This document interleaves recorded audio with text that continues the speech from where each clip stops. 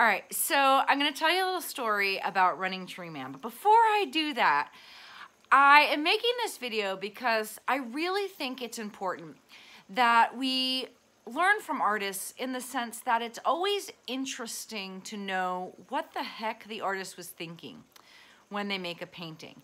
And I think we could very easily take for granted that what the artwork that we think is significant might be the most significant to the artist. But I think sometimes art happens, and sometimes what may appear as like an inconsequential piece of art might be a very visual dialogue of a crucial moment in an artist's life. And Running Tree Man is that. As crazy as it might sound, and I'm assuredly going to know full well that you're going to think I've lost my marbles, any I might have had left. But I think that right now, I think many of you have had points in your life where you're going through a trial.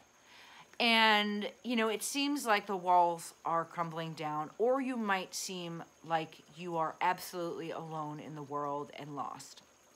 And at this point in my life, going through, you know, a marriage dissolving and my children going away to school and that empty nester type thing, and living in this new place in the middle of the country, it does seem sometimes, especially in the beginning, I mean, when, outside of Rusty there, I have felt all alone and just scared. Scared, that's the thing. And it's taken me a while to realize, not a while, but it's hard, it's difficult to ask for help. So I would sit in this chair, the chair I'm sitting in right now, and to my right over here is kind of this little garden. See if I can turn, my dog's gonna growl at something, but I've created this little garden out there, and it was a hot mess. And every morning, I would just get up, and I would just sit quietly, and pray is probably a strong sense of the word, but just have a calmness and kind of ask the universe to guide me. Anyway, this is all a really crazy long story to talk about what I'm calling Running Tree Man. But outside this window, directly in front of me, is the rest of my property. And I'm going to import in here a picture of what I'm calling Running Tree Man. It is this fallen branch that as I would sit in this chair looking out that window, it looked like a man running. And it would make me smile every day. And if to put in perspective, if you've seen the movie Castaway, the idea of Wilson, the volleyball, this Running Tree Man became my Wilson. And maybe not quite the drama that the movie was, that I had this attachment to Wilson. But it became this constant. Every morning it was still there. And I know at some point that branch is going to wither away and go away.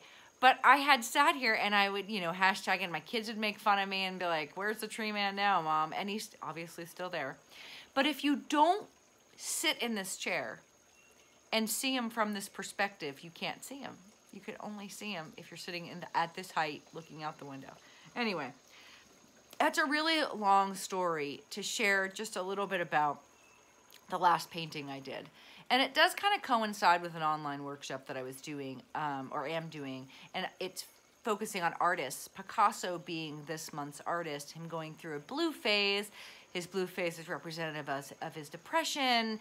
And I just thought, there is probably no better time to immortalize the Running Tree Man than there is through this blue phase. So I mean, I don't know if you're disinterested in the story, but I feel like woman to woman, person to person, I think we all go through times where it would just be nice to know somebody's there. And whether it's a stupid twig that's comforting, or whether it's someone important in your life that's there to comfort you, I guess I want to say that women empower women, that we're here for each other, that asking is probably the biggest hurdle that I've had to confront. And what I found out is the moment I asked and the moment I shared, in droves.